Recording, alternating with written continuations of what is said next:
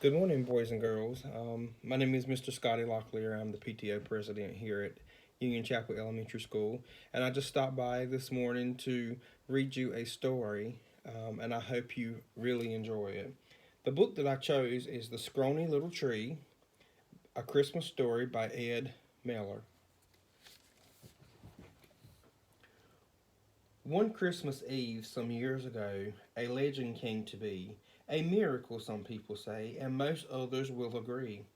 In a little town not far from here, it happened in this way that love was given by a boy and returned to him that day. Through cheers of Merry Christmas rang from people everywhere.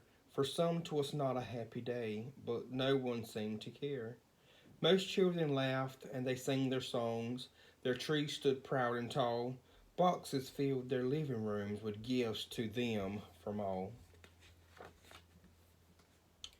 No thought was given to the ones who lived a life so bare, with all money used to pay for food and nothing left to spare. People went to buy their trees, which stood in rows of green, the finest ones in many years that everyone had seen. There, a little tree, so frail and small, was placed behind the rest. Fading needles, scarcely seen, on tiny limbs was pressed. Unnoticed by the milling throng, a tear fell from a limb. The little tree was saddened, so that no one wanted him. Until one day a little boy with thorn and shabby dress stood before the little tree and smiled with happiness. The little boy with arms so small saved pennies, though very poor, to buy himself a Christmas tree which he'd never had before. Though he admired the little other trees with needles thick and green, he felt compassion for this one, to others there unseen. The skinny limbs were like his own, and height about the same. The love he felt grew deep within, and kindled like a flame. To him that scrawny little tree, now standing all alone, was just the tree he'd dreamed about, with beauty all its own. He gave his pennies to the man, though a very small amount. The man grabbed them, laughed out loud, and he didn't even count. The little boy picked up the tree and, holding it so tight, took it to his tiny shack to stand in plainless sight. He placed it there before the door so everyone could see, and sit until the darkness came, admired his little tree. He slipped into his little bed, a smile upon his face. He said his prayers to the Lord and thanked him for his grace. How proud he was, this lonely lad, a Christmas tree at last. Nothing else would matter now, and sleep came very fast. The little tree still shed a tear, but it was tear of joy. He felt contentment deep inside. Now he loved that little boy. He felt so grateful for the love that he had found that day. He wanted to express his own that somehow he could repay. The feeling in his branches small made his spirit soar. A strange elation came over him that he'd never felt before. The love extended to his needles, they now began to shine. The proudness surged up through his trunk, now held so straight and fine.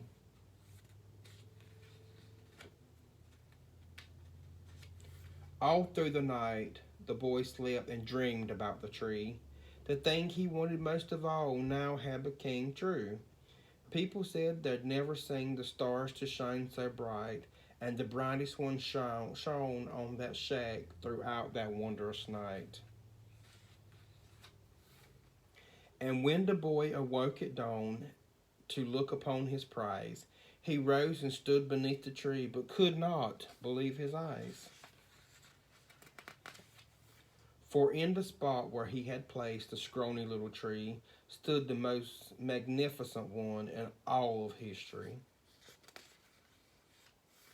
The greenest needles on shapely limbs of perfect symmetry grew from the trunk so straight and tall, as high as he could see.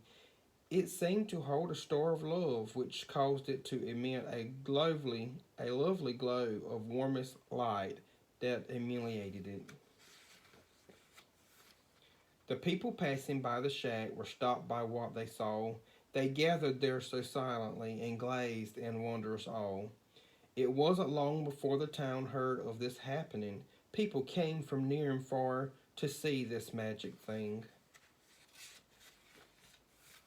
The beauty of the lonely tree lent contrast to the shack and to the tattered little boy with rags upon his back. This tiny boy beneath the tree of such a giant size made the people suddenly begin to realize that there are some who have no more than love that they can give and ask for nothing in return but peaceful lives to live. The town were captured by the sight created by the tree, felt sick at heart because the boy lived in such misery. The tree they thought most certainly be kept for years to come, for many others to behold as they already done. But they swore that boys and girls like this would never spend another Christmas day in tears alone without a friend. Many years have passed away, but now the people care, and Christmas time brings happiness for children everywhere. Boys and girls, both rich and poor, now feel the kindness flow, brought by a tree and a little boy, that day so long ago. The little boy with tattered dress is but a memory, but something that he gave to us will never cease to be. And the tree they planted in the town stands prouder than before, a reminder of the power of love to stand forevermore. Merry Christmas, boys and girls, and we hope you have a wonderful, wonderful holiday and Christmas break.